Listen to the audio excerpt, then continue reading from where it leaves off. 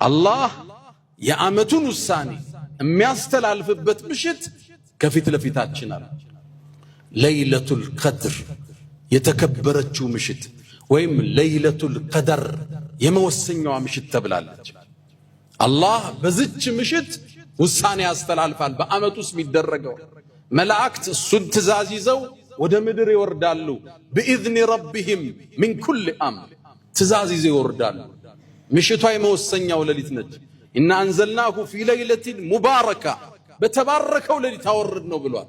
በዚች ምሽት ውስጥ ፊሃ ይፍረቁ ኩሉ አምሪን ሐኪም ነው የሚለው አላህ። የአላህ ጥበባዊ ውሳኔ በፍጥረት ዓለሙ ላይ ይወሰናል። ውሳኔው ላይ አንተ የት ነው ያለኸው? እኔ የት ነው ያለሁት? ሶላት እየሰገድን ዚክር እያለን እስትግፋር ዱዓ ላይ መላእክት ሲወርዱ ምን ላይ ነው የሚያገኝ? እነሱ ሲወርዱ ሰላሙን ሂየ ሐታ መጥለዕል ፈጅር። ሰላሙን ሂየ በሶስት ተፈስሯል።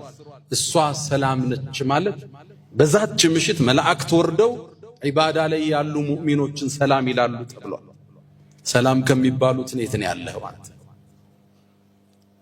ሰላሙን ሂየ ማለት አላህ በዛች ምሽት ለምእመናን ሰላምን እንጂ አይወስንም፣ ጥሩን ነገር እንጂ አይወስንባቸው። ሰላሙን ሂየ እሷም ሰላም ነች ማለት ሰላም የሰፈነባት ምሽት ነች። ሐታ መጥለዕል ፈጅር ጎህ እስኪቀድ የተለየ ስሜት አለ። በተለይ ቀሪ 10 ቀናቶች ከፊት ለፊት ይጠብቁናል።